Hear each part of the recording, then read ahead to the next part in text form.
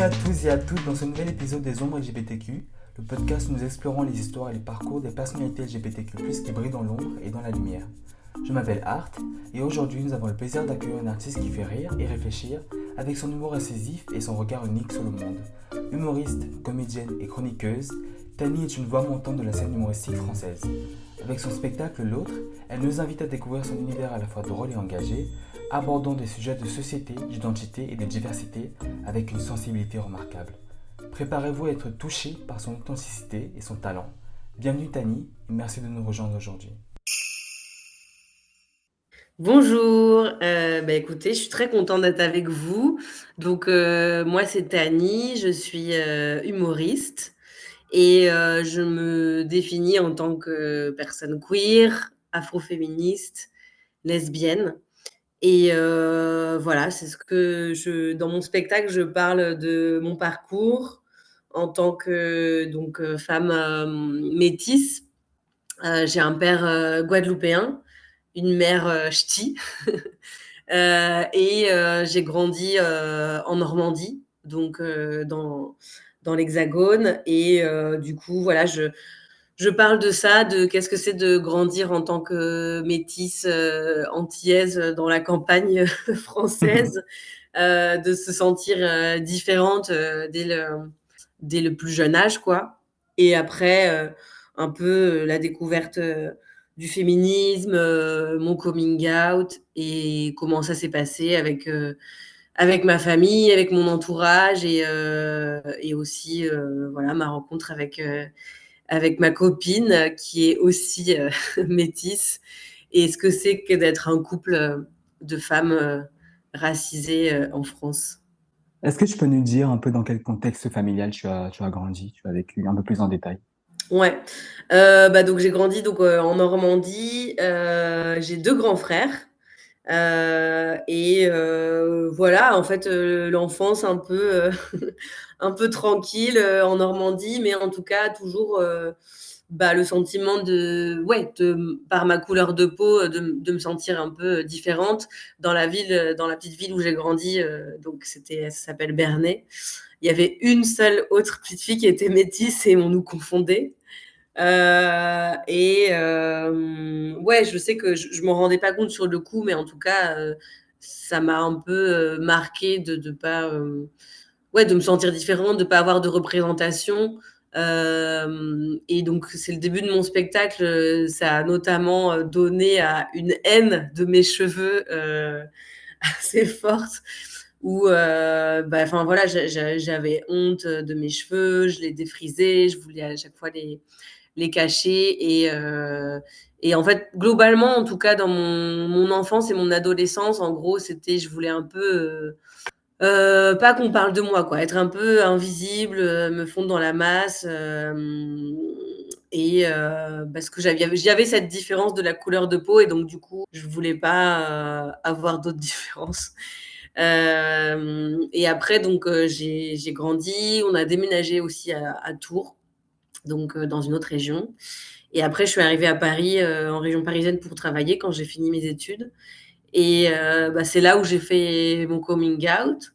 Donc j'avais 24-25 ans. C'est venu assez tard, entre guillemets. Il n'y a jamais d'âge pour faire son coming out, mais c'est vrai que en fait, toute la première partie de ma vie, euh, je me, comment dire, la vie amoureuse, tout ça, je mettais un peu ça entre parenthèses. J'étais un peu, fallait que je sois bonne à l'école, donc j'étais un peu concentrée sur les études, tout ça. Et puis en fait, à un moment donné, je pense que c'est un peu venu dans un coin de ma tête que j'aimais bien les filles, quoi. Mais ça a été très long à accepter, en tout cas, en moi-même, parce que je me disais, bah non, c'est pas la normalité. Il faut quand même que je me force, entre guillemets, à sortir avec des garçons. Du coup, c'était n'importe quoi. Je m'inscrivais sur des sites de rencontres, je faisais Ouais. des dates interminables où je faisais un peu traîner les gars, quoi, alors que genre, je trouvais trop belle la serveuse, enfin, ce genre de choses. Et aujourd'hui, tu es comédienne, humoriste et Ouais, c'est ça. lesbienne assumée. Et tu assumes Ouais, aussi tes cheveux. Si c'est on ça. parle dans plusieurs de tes spectacles, tu te sers un peu de tous ces éléments de ton histoire. Ouais, ouais, Qu'est-ce ouais. qui t'a poussé à centrer ton spectacle autour de ces éléments-là? Alors en fait, quand je suis arrivée après à Paris, j'ai découvert le féminisme et tout ça et donc Mhm. déjà j'essaie de plus m'accepter comme je suis donc c'est là où j'ai arrêté de défriser mes cheveux, j'ai me suis coupé les cheveux, j'ai porté l'afro et tout et déjà c'était un step de un peu, affirmation de moi-même et après, j'avais toujours, un peu ces désirs, pour les meufs que j'ai beaucoup cachés, empêchés et là je me suis dit: «Non, il faut quand même que je vois quoi, ce que c'est». Donc j'ai cherché un peu c'était quoi les soirées LGBT, queer à Paris et j'ai commencé à sortir dans des bars et je me suis bien rendu compte que ça me plaisait et tout. Donc après j'ai de la chance, j'ai un environnement, enfin mes amis, qui ont bien réagi quand je leur ai dit que je pensais que j'étais lesbienne et après, ma famille aussi, j'ai fait mon coming out, à à ma mère, puis à mon père et à mes frères par mail et tout et non, j'ai de la chance, ça s'est bien passé et donc du coup, en fait, il y a eu un peu un truc où, j'ai commencé le stand-up au même moment et je voyais bien que dans l'humour, c'était pas un sujet qui était, souvent abordé et donc je me suis dit, «J'ai trop envie d'en parler» parce qu'en plus, du coup, avec le coming out, je découvrais plein de trucs et ça donnait lieu à plein de blagues, en fait. Et donc, du coup, je me suis dit, bah, je vais parler de ça. Et puis, en fait, ça a bien marché. Il y avait beaucoup de gens qui me faisaient des retours comme quoi, justement, c'est pas des choses qu'on entend beaucoup et ça fait du bien d'aborder ces sujets avec, voilà, quoi, des blagues et de la joie, justement. Et donc, du coup, j'ai continué, quoi. Mais du coup, quel a été le déclic pour toi à... Peut-être que tu es né dans une famille, je sais pas, dans l'humour et tout ça, mais quel a Ouais, été le déclic pour toi de commencer à écrire tes propres sketchs et ouais. surtout d'avoir choisi l'humour comme étant un canal de militantisme? Alors en fait, c'est vrai que moi, il y a beaucoup d'humour, dans ma famille. Déjà, on regardait beaucoup les humoristes, Jamel, Gad Elmaleh, Florence Foresti, tout ça, donc voilà. Moi, j'ai un père, qui fait quand même beaucoup de blagues et ma grand-mère aussi, du côté de mon père, ma grand-mère guadeloupéenne, elle était toujours en train de faire, des blagues aussi, vraiment le sens de la punchline, quoi. Et en plus, je pense que c'est un peu un truc de justement, dans la famille, pour oublier ce qui est dur, les malheurs, on fait des blagues, quoi. Donc je pense qu'il y a un peu un truc, familial et moi, ouais, en fait, à l'école et tout, j'étais hyper timide, mais c'était en faisant des blagues que je me faisais des amis et donc ça a toujours été mon moyen, de sociabilisation, de voilà, de connecter avec les gens donc j'ai toujours fait des blagues et après, le théâtre, en fait, j'en ai fait au collège, au lycée. Quand je suis arrivée à Paris, j'ai découvert l'improvisation et donc ça, j'en ai fait aussi pendant 4 5 ans et ouais, c'est un été où je me suis dit, «Vas-y, j'ai envie de» parce que l'impro, il y a pas de texte et là, je me suis dit: «Vas-y, j'ai envie d'écrire», enfin, en tout cas, de vraiment apprendre à faire des sketchs. Donc je m'étais inscrite dans un stage de one man show et ça m'a trop plu et du coup, c'est un peu comme ça que ça m'a motivée à continuer parce que le prof m'a dit que j'avais vraiment un truc, donc voilà quoi. Alors ma question, elle est un peu improvisée, hein. Du coup, est-ce que passer par l'humour pour toi, ça a été quelque part une façon de faire accepter ton identité de femme lesbienne, racisée, ou c'était vraiment par pur militantisme? Est-ce que quelque part derrière, il n'y avait pas cette envie de vouloir, sous le coup de l'humour, dire à tout le monde, bah, je suis comme ça et Ouais, ouais. Ouais, ouais, carrément. Bah, en plus, en fait, le truc, c'est que, mon entourage, ma famille, savait que je faisais, du théâtre, donc avait l'habitude de venir me voir sur scène et cetera. Mais quand j'ai commencé à écrire mon stand-up, je sais que, par exemple, j'ai des cousines, elles ont appris que j'étais lesbienne en venant me voir, à mes premières scènes. En fait, comme je suis c'est bizarre, hein, mais comme je suis timide, il y a des trucs que j'ose pas dire, tu vois, face à face, si j'étais toute seule avec une de mes cousines, par exemple, j'aurais pas osé lui dire, alors que là, sur scène, devant d'autres personnes et en faisant des blagues et en se permettant d'être un peu plus excentrique Et ben du coup, finalement, pour moi, c'était plus facile, quoi. T'avais Donc, plus confiance en toi à ce moment-là sur scène. ouais, sur scène, j'ai l'impression Ok. que je maîtrise, je j'ai la parole aussi, Mhm. on peut pas me répondre tout de suite, donc j'ai le temps d'exposer mon truc et puis, ouais, je contrôle un peu, Contrôle. la Oui. situation donc, du coup, c'est un endroit où je me sens à l'aise et où j'arrive à peut-être plus à m'ouvrir, quoi. Comment ta double identité de femme noire et lesbienne influence ton travail de comédienne? Bah, en tout cas, c'est vrai que dans le stand-up, on parle beaucoup de la vie quotidienne. Enfin, en tout cas, moi, dans ce que j'écris, je pars de moi, de ce que je vis, et cetera et en fait, bah, je me suis rendu compte, justement en lisant des livres, sur le féminisme, sur l'antiracisme, que c'était politique de parler de cette place-là et en tout cas, du coup, je sais que dans mes blagues, j'aime toujours, mettre un peu de fond et ouais, en fait et rappeler aux gens, comment je vais vivre, une situation de manière différente parce que je suis une femme noire ou, une personne, lesbienne. Et donc du coup, c'est important pour moi, ouais, de me situer quand je raconte, quelque chose, quoi. Je sais pas si ça répond à la question. Tu dirais que c'est aussi un moyen d'éduquer ou pas à Ouais, travers tes pour moi, spectacles? c'est un moyen de partager, en tout cas et c'est vrai Mhm. que je le ressens beaucoup parce qu'il y a beaucoup de gens qui viennent, me voir après mon spectacle et qui me disent: «Ah mais c'est on a appris plein de choses, on se rend pas compte, bah oui, que les gens veulent te mettre vraiment la main dans les cheveux en soirée» ou que, «Quand tu es lesbienne, j'avais pas pensé à ce que, bah oui, tu peux subir, telle remarque, telle violence, telle discrimination, qu'est-ce que c'est aussi d'être justement à l'intersection, donc d'être une lesbienne noire? Qu'est-ce que ça dit en termes de manque, de représentation, de discrimination, d'inégalité, tout ça. Donc, justement, c'est aussi moi, pas rester toute seule avec mes difficultés ou Des mes doutes. traumas Mm. et les partager en fait aux gens, quoi, pour que ça avance aussi effectivement politiquement, quoi. Et du coup, t'as jamais peur qu'on te dise que t'as un humour assez communautaire ou un peu trop militant par rapport à ça?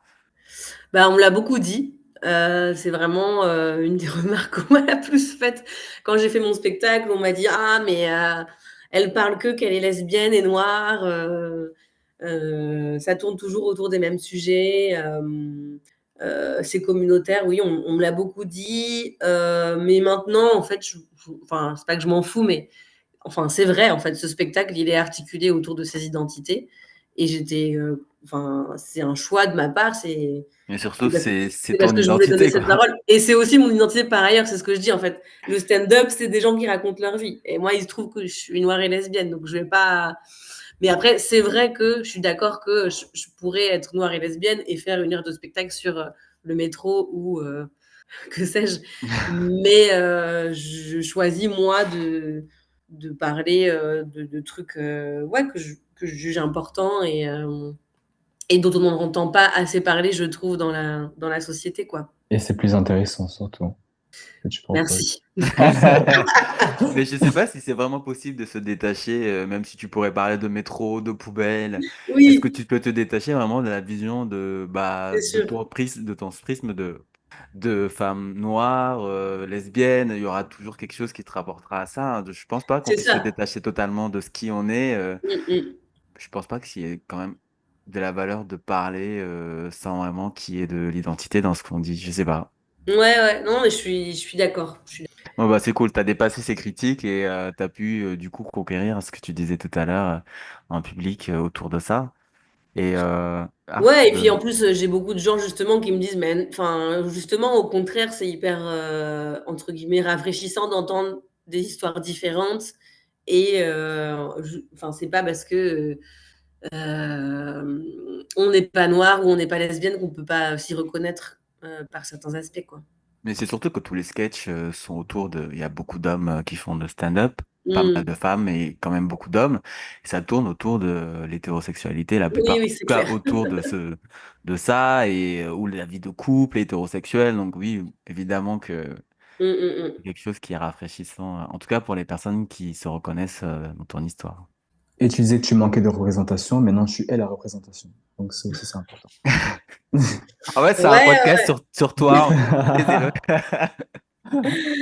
ouais, mais après, justement, ça, je trouve que parfois, c'est dur parce que je me dis, oh là là, ça me met de la responsabilité, quoi. Après, Hmm. je sais que je permets aussi d'ouvrir la voie. Il y a des personnes qui l'ont fait avant moi. Moi, c'est aussi Shirley Soignon qui m'a beaucoup conseillé et ouvert des portes aussi avant quoi, que j'arrive dans le paysage du stand-up. Donc, je sais que voilà, ça permet aussi à d'autres personnes queer, d'autres femmes noires de, Oui, de faire de se leur sentir chemin. entendu.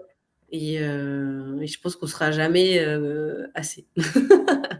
Si on parle un peu de tes inspirations, quelles sont les principales thématiques que tu abordes dans ton spectacle L'autre et pourquoi ces sujets se tiennent-ils à cœur?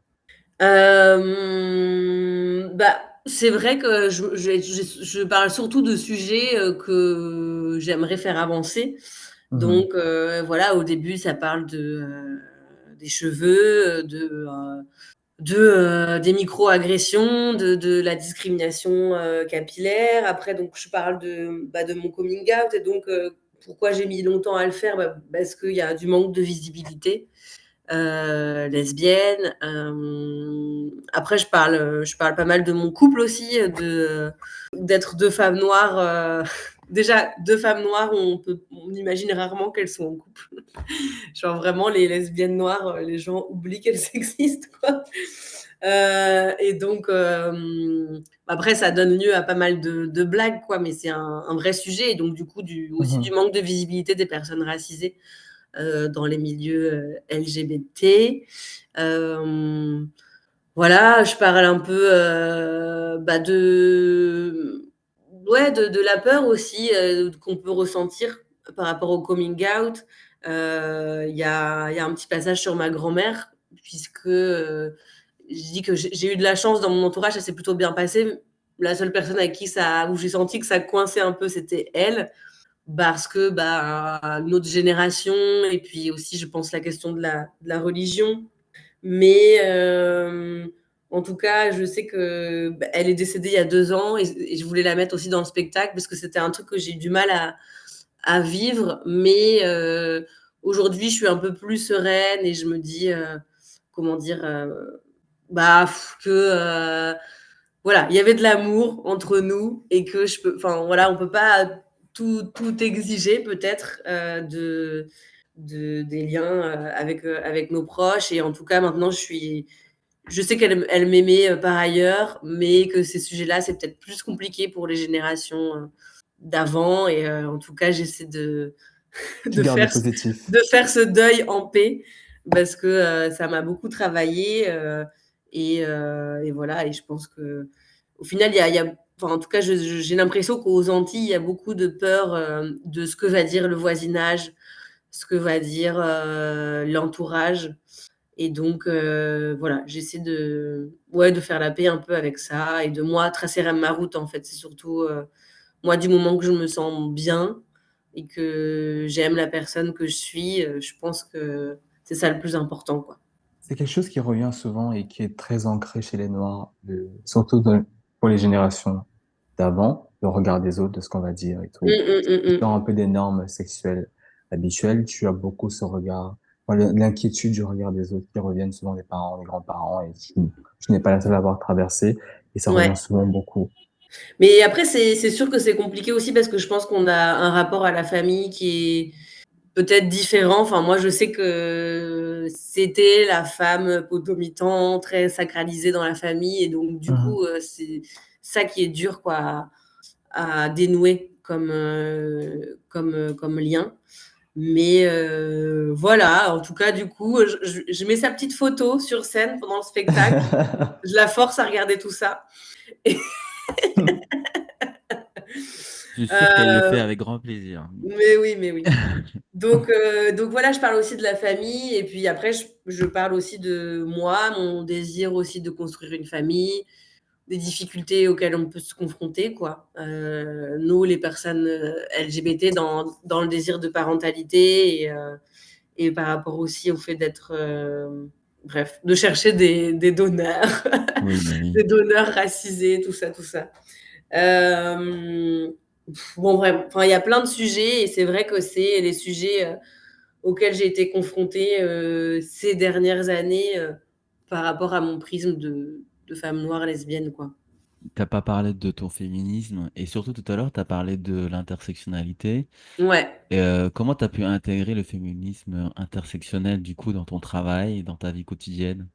Bah, pour moi, c'est en lien avec le féminisme, justement, le fait de dire qu'on peut être une femme noire, lesbienne, en tout cas, moi, j'aime à rappeler au milieu féministe qu'elles n'oublient pas justement les femmes noires ou les femmes lesbiennes.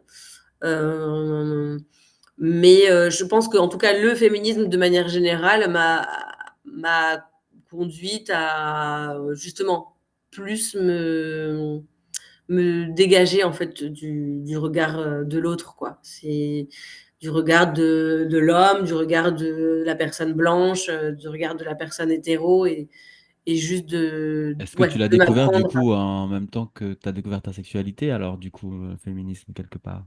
C'est venu avec la Ouais, découverte de ta sexualité? ouais, un petit peu, ouais. Non, mais pour moi, c'était vraiment identifier, entre guillemets, le patriarcat et ce qu'il impose comme norme à mon corps, à ma sexualité et me dégager de ça, quoi. Et du coup, c'est vrai que même, ouais, en fait, tout est venu un peu en même temps, tu vois? Même au même moment où j'ai décidé d'arrêter de défriser mes cheveux et de les porter au naturel, j'ai décidé que j'en avais marre de mettre des jupes, que, je pouvais m'habiller, comme je voulais, en fait. C'était pas parce que, je vais mettre des pantalons que je suis, moins une femme, ou que, enfin, en fait, c'est juste de il y a des trucs que je me forçais à faire juste parce que le patriarcat en a décidé ainsi. Et que je me suis dit: «Non, je vais arrêter de faire ça». Enfin, je vais arrêter de, voilà, de me forcer à Ah, ça a été une m'inscrire révélation, quoi. à des speed dating avec des mecs alors que j'ai pas envie. Je vais arrêter de vouloir me maquiller ou me mettre du vernis alors que j'ai pas envie. Un peu ce genre de choses, quoi. Bah oui, ça a été comme une révélation, quoi. Du coup, Ouais. t'as un peu fait comme un effet de réveil de conscience. Ouais, ouais, mais Et en même temps, c'est dur parce que tout le monde est un peu matrixé par ça et du coup, bah, quand bien tu en sûr. sors, les gens, ils te regardent un peu comme: «Mais qu'est-ce qu'elle fait?» Mais c'est pour ça que notre propre coming out à nous-mêmes est compliqué, quoi. Parce que Ouais. on est tellement hyper biaisé. Euh, Ouais, ouais. Et puis moi, je ouais, sais que je pense qu'il y a eu le moment où clairement j'ai compris quoi, que voilà, qu'on peut pas lutter. j'étais attirée par les meufs, mais j'étais hyper triste. Enfin, tu vois, j'étais là genre, mais je voulais pas quoi. Je me disais non, pourquoi? Tu sais, comme si je jouais au loup-garou et j'étais là genre, ah non, je suis loup-garou, je voulais pas. Ah ouais, c'est vrai, hein. C'est comme si tu faisais un deuil de toi-même. Il y a une partie de toi que tu dois faire le deuil en disant que tu vas jamais réaliser je sais pas, comme le rêve hétérosexuel de fonder une famille. Ça t'est pas arrivé, Ouais, ça, de ou te en tout dire que cas, ouais, ça va pas arriver et ça t'a fait comme un deuil alors pour moi, c'était pas le deuil de la vie hétérosexuelle. hétérosexuel. C'était plus, je savais que ça allait être compliqué, quoi, que ça allait être dur, parce que je savais qu'il y a de l'homophobie, Hmm. que je savais déjà qu'il y avait du racisme, donc c'était un peu en mode ah, putain, hein, je me rajoute une couche, quoi. Mais en même temps, et en fait En plus d'être maintenant, noir. ouais, c'est ça, mais c'est ça. Ouais. Et maintenant, je me dis mais merci, quoi. Enfin, finalement, j'ai c'est tellement ouf de finalement de pouvoir se libérer de ces normes parce que aussi je trouve que quand on est queer LGBT, bah justement il y a moins de schémas ou de règles. Du coup, on peut encore plus explorer Hmm. et en fait, j'ai l'impression que ça nous rend encore plus libres quoi, même dans la manière de construire nos vies, nos amitiés, notre sexualité. En fait, comme il y a pas de guide. Justement, tu parles des défis, des difficultés que tu as rencontrés en tant qu'humoriste, en plus queer et noir. Est-ce que tu peux nous citer des exemples et comment tu as réussi à les surmonter maintenant? En tant que humoriste précisément. Humoriste, femme Ouais. queer, lesbienne, métisse, noire. On tu en as rencontré Bah, certainement. bah, en tant que déjà en tant que femme noire, c'est, le racisme quoi en France qui n'épargne pas, le milieu culturel, n'est-ce pas? Ouais, Donc on considère que, faut pas trop que je parle de sujets, enfin même sur les cheveux, on me disait que voilà, c'était un peu c'est bon, c'est déjà vu, nin nin nin. Et puis, quand je fais des blagues où je parle de oui, d'antiracisme, je sens que ça peut Gêné. tendre les gens, quoi. Déjà, même si quand encore à Paris, ça va, mais parfois en tournée, rien que le fait que je dise, noir ou blanc, enfin que je que je qualifie les gens par leur couleur, je sens que Mm. ça tend les gens, quoi. Donc c'est vu comme quelque chose d'un peu radical, quoi, que parfois que de porter une parole antiraciste sur scène, donc il y a ça. Après, le fait de parler de ouais, de lesbianisme, il y a aussi des théâtres, des professionnels que ça rebute, quoi, qui considèrent que c'est un peu trop, communautaire, que ça va pas parler au plus grand nombre ou que c'est, bah, enfin voilà, il y a des personnes aussi homophobes, quoi, qui jugent que c'est vulgaire ou que c'est sale, j'en sais rien. Pourtant, je parle pas non plus trop de cul, quoi. Et puis ouais, bah, être une femme dans le milieu de l'humour aussi, c'est compliqué. Enfin, mm. on est beaucoup plus exigeant, envers elles. Il faut tout de suite, en tout cas, se démarquer, faire ses preuves rapidement. Donc ça, c'était un peu compliqué. Donc du coup, cumuler les 3, voilà, pour moi, c'était, il fallait tout de suite, en tout cas, que je montre que j'avais un public et que, je pouvais remplir des salles et convaincre, quoi. Et est-ce que tu peux nous parler, s'il te plaît, de ton engagement dans la lutte contre l'homophobie et le racisme? Euh, Comment vois-tu l'évolution des droits et la visibilité des personnes LGBTQ+, euh, et des personnes noires en France? Bah, sur les LGBT-phobies, j'ai l'impression qu'on a quand même un peu progressé en termes de visibilité, de représentation, de comment dire? De pédagogie même. Enfin, je voilà, même dans le milieu de l'humour, je trouve que maintenant il y a plus, d'humoristes, queer qui vont parler de ces sujets. Il y a des choses qui ont été organisées, enfin j'ai participé au Pride Comedy Show, voilà, c'est un spectacle qui est passé sur Canal+. Il y a des festivals, donc je pense que maintenant il y a une scène, LGBT assez, identifiée, quoi, et qu'il y Mhm. a des spectacles en tout cas où plus qui parlent ouvertement de ces sujets. Et j'ai l'impression que les gens, c'est bon, savent, enfin, ça a un peu avancé sur, qu'est-ce que c'est LGBT, la transidentité. J'ai l'impression que les gens sont plus au courant, mais en même temps, j'ai l'impression qu'il y a plus de haine, quoi, parce que, les gens sont au courant, mais ils nous acceptent pas ou ça les énerve qu'on soit trop visible. Donc C'est ce que j'allais dire, c'est c'est peut-être le fait qu'il y ait plus de...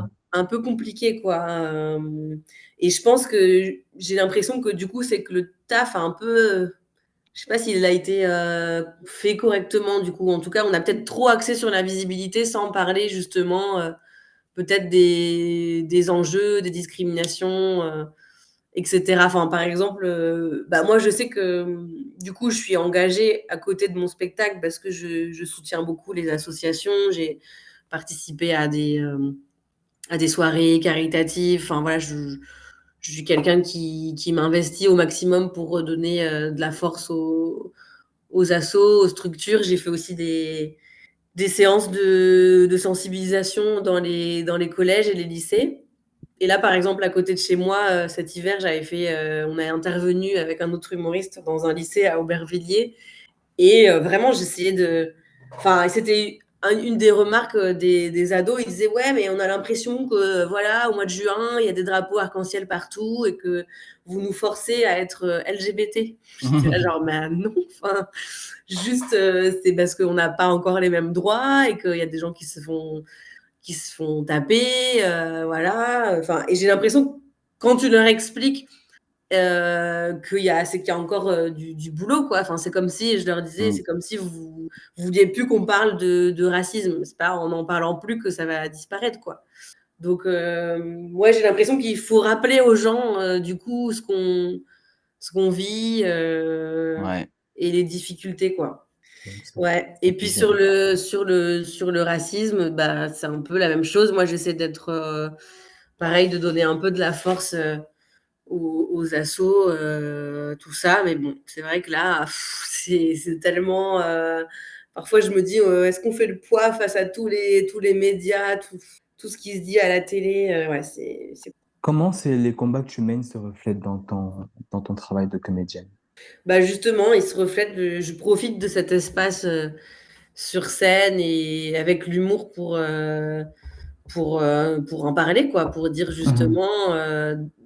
Ouais, moi j'ai l'impression que ce qui fonctionne le mieux, c'est de prendre le temps d'amener les gens dans ton histoire, dans ton univers et créer de l'empathie, en tout cas partager avec eux, pour qu'ils comprennent justement ce que nos vécus, quoi. Et que justement, parfois, en fait, c'est. Moi, j'ai l'impression que peut-être que sur les réseaux sociaux, etc., ça suffit pas et que moi, en tout cas, j'aime le stand-up pour ça. C'est vraiment un moment, voilà, on est dans la même pièce et on éteint les téléphones et pendant 1 heure, en tout cas, j'ai cette plateforme-là pour partager avec les gens et être le plus sincère et authentique, quoi. Tu as lancé le Comedy Love en 2017. Est-ce que tu peux nous en parler un petit peu? Ouais, le Comedy Love, c'est une soirée de stand-up qu'on a créée avec une copine qui s'appelle Mao. Et après, on l'a créé avec Mao et une autre humoriste qui s'appelle Lucie Carbone. Et après, Lucie Carbone est partie, on l'a remplacée par Noam Sinso. Mhm. Et en gros, c'est donc en fait un espace, une soirée stand-up qu'on a créé parce qu'on se rendait compte que justement, quand on a commencé l'humour donc, il y a 6 7 ans, c'était très masculin, très misogyne, homophobe. Enfin, c'était compliqué parfois de venir avec nos sujets sur scène, quoi. Donc on en avait un peu marre de ça et on s'est dit, bah, on va créer notre espace où nous, on peut faire nos blagues, travailler, tester un peu justement nos textes sur les sujets bah, de l'homophobie, du racisme, etc. Et donc, et ça, c'était trop bien.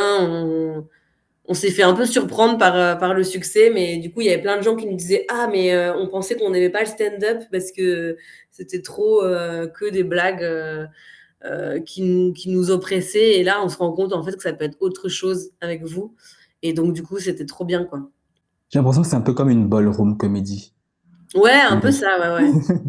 C'est créer, vous nous donnez pas la place, ben on va en créer notre espace, quoi.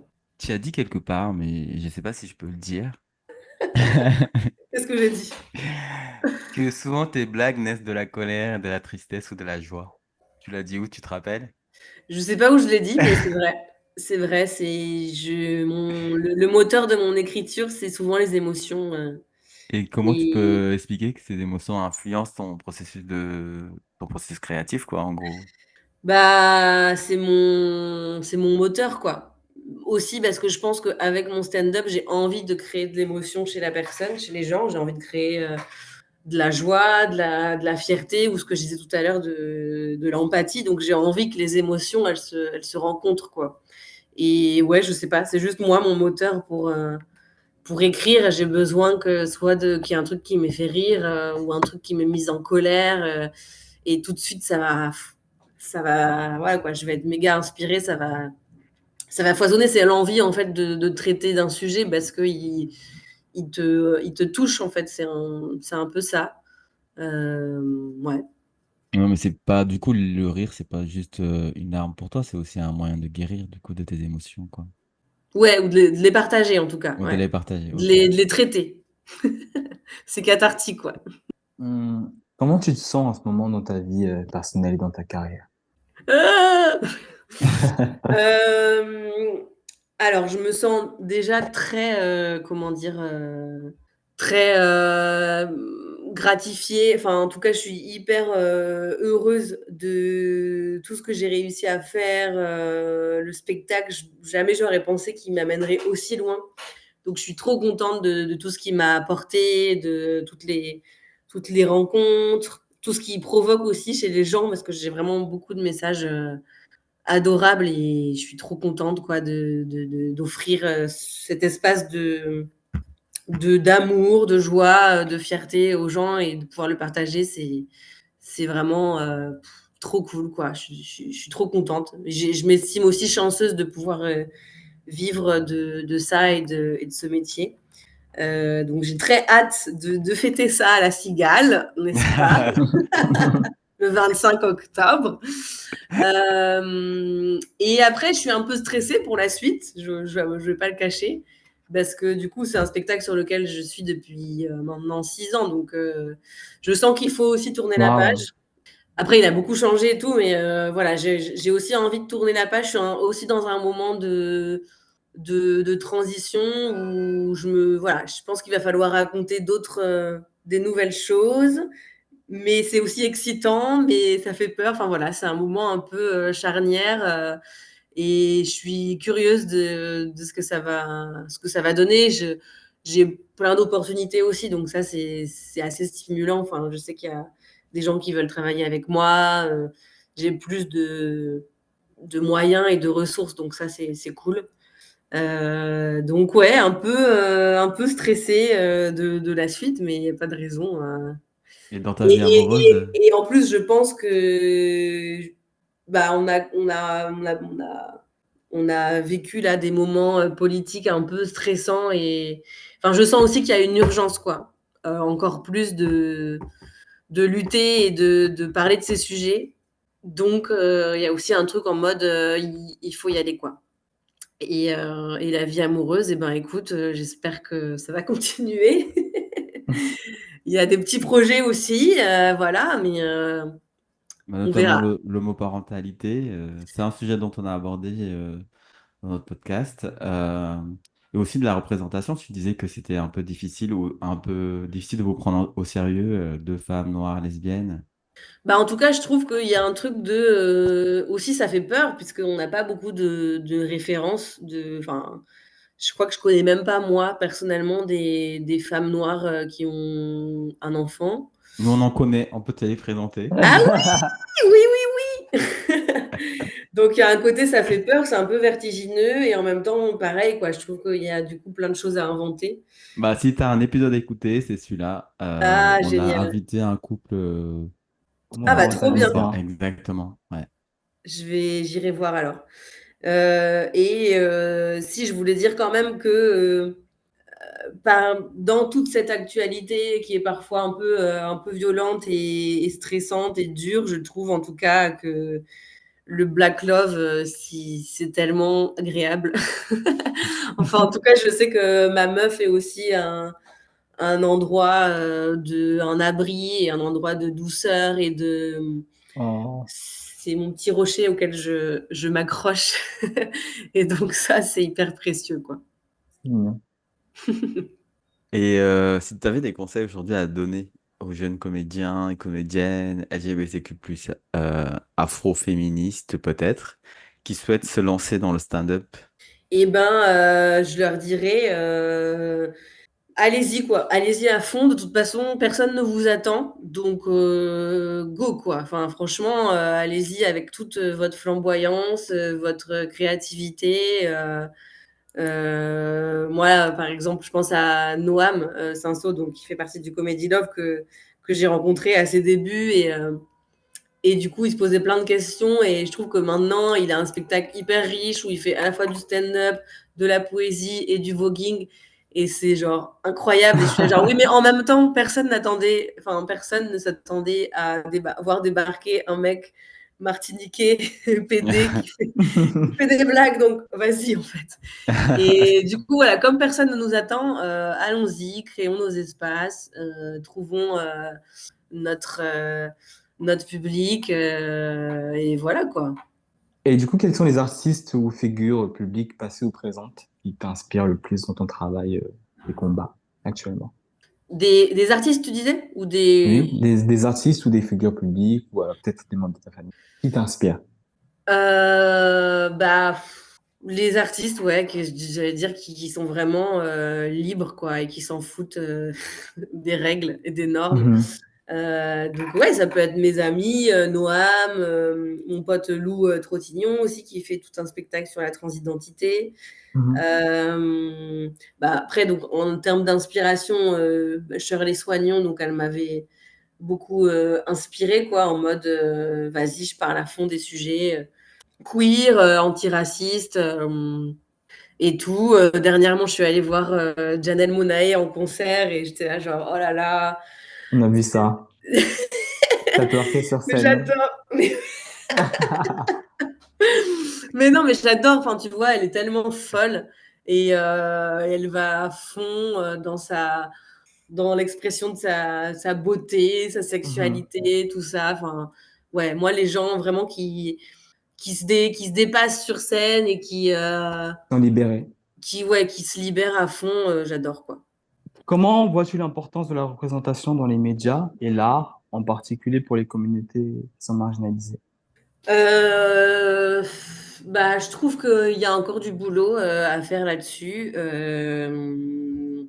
Parce que je trouve que les médias, en tout cas, je les sens un peu frileux de parler justement de sujets, des questions LGBT ou des questions antiracistes de manière politique, entre guillemets. Mais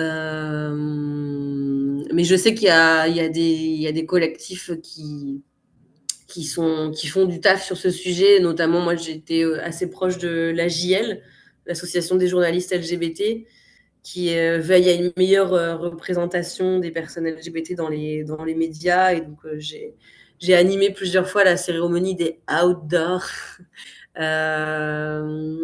Donc voilà, et je sais qu'il y a maintenant le pendant pour les personnes racisées, la JAR, Association des journalistes. Et du coup, en tout cas, moi, je trouve que c'est important parce que on peut pas trop se passer des médias quand même pour faire rayonner notre travail, nos spectacles. Et moi, j'aime bien en tout cas les journalistes qui captent comment dire, l'enjeu politique, quoi, de ce que je dis. Et du coup, enfin, c'est fou parce que par exemple, je sais plus, il y avait eu un article à un moment donné quand j'avais fait une blague, enfin, il y avait une blague qui était sortie sur mon enfance en Normandie, et du coup, il y avait un journal normand qui avait parlé, moi, de ma tournée en mettant l'humoriste lesbienne Tani, nanana. Et là, les gens avaient commenté en mode pourquoi vous dites qu'elle est lesbienne? Cela ne regarde pas et tout. J'étais genre, bah, c'est vrai. Enfin, tu sais, j'étais dans les commentaires, non, mais vous inquiétez pas, je suis OK, ça fait partie de mon spectacle et tout. Donc, ouais, ça veut dire qu'il y a un vrai enjeu de pédagogie aussi et d'attention de la part des médias, de la manière dont ils vont traiter les sujets, quoi. T'avais pas une dernière question? Si tu avais un dernier conseil ou un dernier message à faire passer pour clôturer, quel serait-il? Eh ben, je dirais que voilà, soyez vous-même, n'ayez pas honte de qui vous êtes. La vie est trop courte. Et ouais, ouais, je vous souhaite en tout cas de vous sentir le plus libre possible, quoi. Et voilà, notre épisode avec Tani touche à sa fin. Nous espérons que vous avez apprécié cette plongée dans l'univers de l'humour et de l'authenticité avec cette artiste talentueuse. Si vous souhaitez en savoir plus sur Tani, n'hésitez pas à la suivre sur ses réseaux sociaux et à aller découvrir son spectacle L'autre près de chez vous. Nous tenons à remercier Tani pour ce moment riche en réflexion et nous remercions également vous, nos auditeurs, de nous avoir rejoints pour cet épisode. Restez connectés pour découvrir de nouvelles voix et histoires LGBTQ+, dans les prochains épisodes des Ombres. Si vous avez aimé cet épisode, pensez à le partager autour de vous et à nous laisser un avis. C'est grâce à vous que nous pouvons continuer à mettre en lumière ce parcours inspirant. À très bientôt pour un nouvel épisode, et d'ici là, prenez soin de vous et célébrez votre diversité. Merci d'avoir participé à cet Trop épisode bien. du jour, Tani. Merci beaucoup d'avoir pris le temps de le faire. Puis voilà, à très bientôt. Et Merci à vous. on a hâte de te découvrir dans tes prochains spectacles.